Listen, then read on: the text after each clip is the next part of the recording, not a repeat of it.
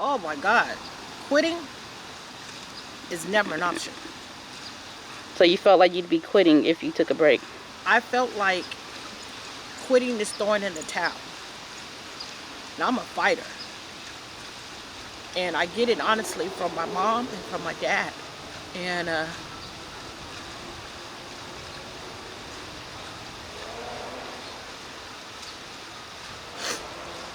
I wanted to quit. My legs were hurting. Every step was so painful. So painful. But how do I tell others to work through their issues and then I don't work through mine? I felt like I was the example. So even though people didn't understand and I was being called names, I was being raped through, I still felt like I was on a mission. I had to get my degree. And so that's why I kept going. Quitting, for me, was not an option.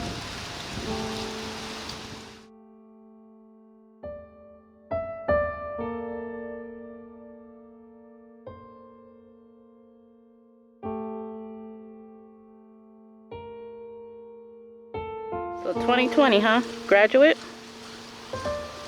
Yes, And you happy? You proud of yourself? I am very proud of myself. Can you tell me what inspired you to go on and start this journey? Yep, in 2015, all my kids have graduated.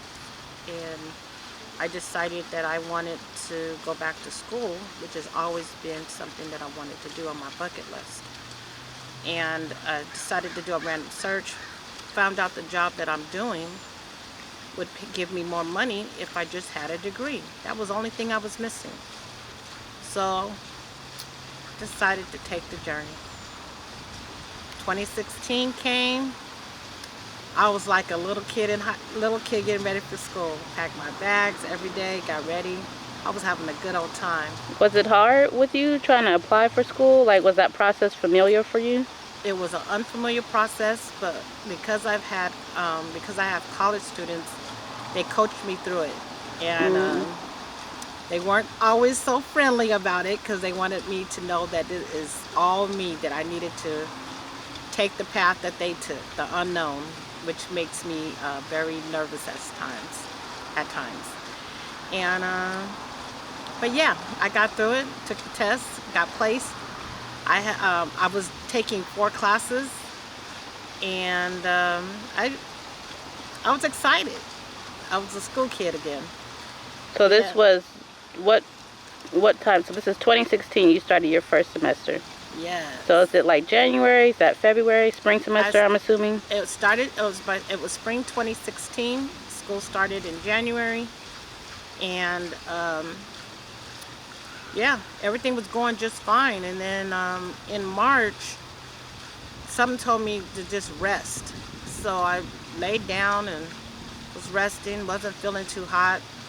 And I did a self-examination, self-breast examination. And I found that my breast felt a little different. I was like, oh, it'll go away. Another week went by, still felt something that didn't feel right. So I decided that I would go for a doctor's appointment. Did you talk to anybody before that? Did you kind of keep that part to yourself? No, I just kept it to myself. It was nothing to me, it was nothing to discuss. It was something that, it's whatever. So got to the doctor. The doctor said, yeah, that definitely could be a lump. We're gonna go ahead and send you to mammography to get your examination. I'm like, well, I just had one. Well, it's that time again. So we went and did my next mammography. Now I'm telling my kids what I'm doing. And we didn't think nothing of it. Then May comes. I'm getting ready for finals. I just wrote the best essay ever. I'm just so excited. Sitting in class. First set, I get bad news. Someone who we adore had just passed away. Literally seconds later, I get a phone call from Kaiser. asking, am I in a safe place? Yeah, I'm in a safe place. I'm at school. You know, my home away from home. I'm having a good time, right? They go and let me know that I have breast cancer. Took my test, told my professor, and I immediately messaged my children. So as I'm in class, my kids, I guess, went immediately to work and found out information and told me what I needed to do. My favorite professor, Professor Gail, she talked to me, she embraced me, she took me to counseling over here on campus, in that building right over there.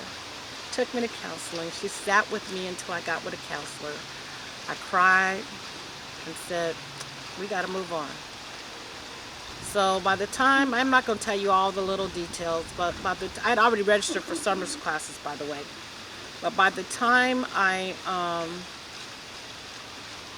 got through spring semester, it was now time for summer semester, which gave me like a 2-week break. So they were like, well, you're going to need to drop summer school. Oh, no, I'm not. I waited for this moment. And so had surgery on a Friday, back at school on a Monday. I would get up, and that building over there is arts, the arts building. And I would get up. I had a blood container that went from this side to this side. And it was a pouch that collected the blood from my body. And I would get up, go to the bathroom, dump it out, rinse it out, connect it back, and go back to class. I had 2 classes. I was at school from 9 a.m. until 3 p.m. And I did that the entire summer semester. It was not easy. Very tired, very weak.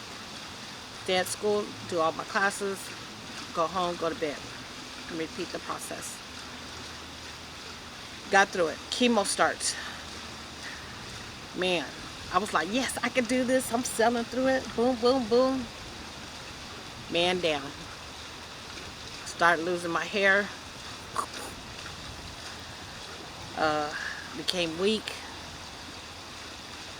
But I got up, I cried. My kids made sure that I got back and forth to school. They helped me get dressed.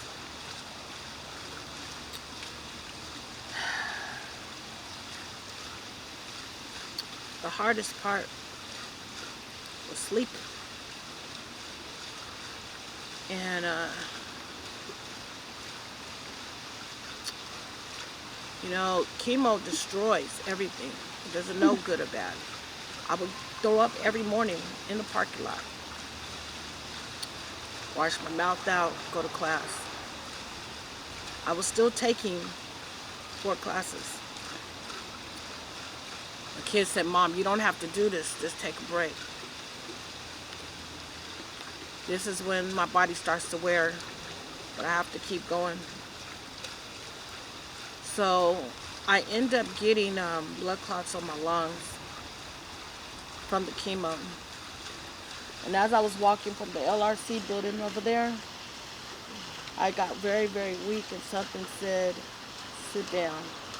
That bench right there, I sat down. And God put a nurse right next to me. Passed out.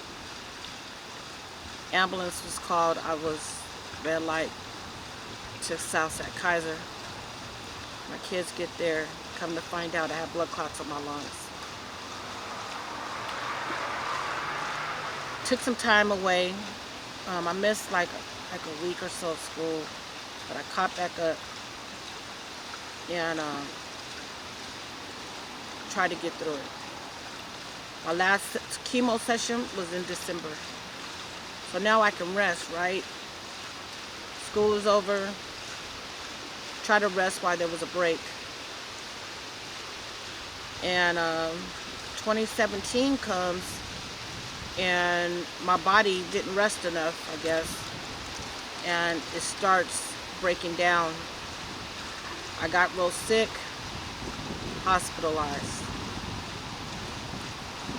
I couldn't go in any further because now I'm in ICU back and forth, and took 2017 off.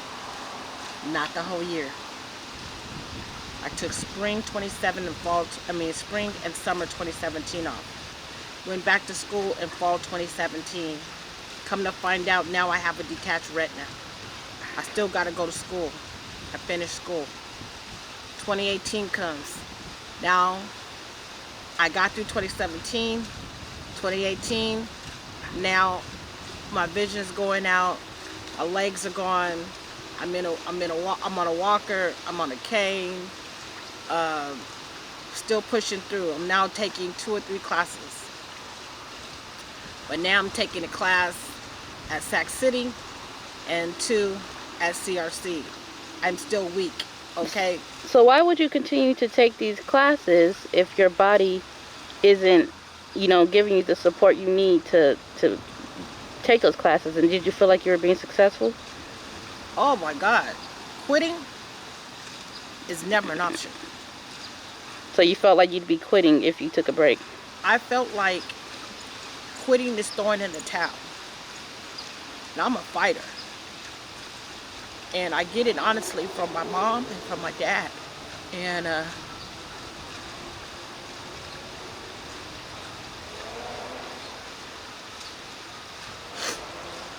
I wanted to quit. My legs were hurting. Every step was so painful. So painful. But how do I tell others to work through their issues and then I don't work through mine? I felt like I was the example. So even though people didn't understand and I was being called names, I was being raped through, I still felt like I was on a mission. I had to get my degree. And so that's why I kept going. Quitting, for me, was not an option. So 2018, my legs just was not holding up. I'm now trying to go through braces and walkers and wheelchairs and everything just to try to get to class, just try to get around. And my kids were stepping in, getting me dressed, making sure their mom was eating, make sure that I'm getting back and forth. 2019 comes. I'm starting to see a little sunshine. I'm getting closer, right? Oh my God, I was like, yes, I got 4 more classes, 5 more classes. I thought I had 4. It ended up being 5. Man, and by the way, I felt classes in between, but I still got back up and went back to class. And had to repeat, but that's okay. Repeating is not a problem. Quitting is a problem. And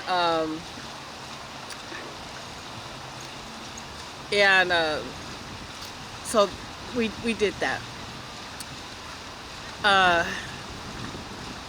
2019 came. I was like, 2020, come on. 2020 came, and they said, Miss Stevens, you about to graduate. I said, what? I'm about to graduate. They go, all you got to do is take 5 more classes, but we don't want you to do them all in spring. We want you to do them in spring and summer. I'm like, why? They was like, because that's going to be too much on you. Y'all, let me just tell you something.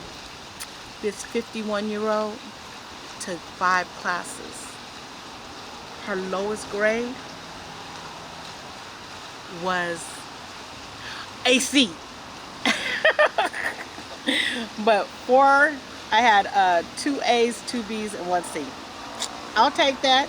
I had 2 science, 2 math, and 1 communication class. So I'll take that all day, every day. Did that. I was so proud of myself. But 2020 came and I could not cross the stage. Was that a huge disappointment for you? Oh my God. I felt like I did all that work and didn't get to dance across the stage. Do you feel like not being able to have that ceremony made your accomplishment diminish? Like you weren't able to get celebrated, or was it more just wanting the opportunity to participate in something that was traditional? I wanted the opportunity to participate in something that was traditional, and I felt like that would validate my degree. The validation that I received was being enrolled into Sacramento State and receiving my degree in the mail and touching my cap, touching my gown, and just to be able to say, I, Kimberly Stevens, have an AA degree. And I'm truly excited. I'm truly proud of myself. And I know I'm going to make it through. Because 2022, I'm crossing that stage if I have to build my own stage. For a matter of fact, I got a godbrother who can build anything, and I'm going to have him to build me a stage. So that's how that goes. So when you see me, just say, hi, Kim. I'm proud of you. Because you know what? I did it with the support of family, friends, and my community. And to each and every one of you, I say thank you for helping me and uplifting me. And so I tell anybody that ever wanted to accomplish anything, if you made a goal, you can do it. I knocked on death door, but God said, no, not today. You got work to do. And I'm here. Thank you.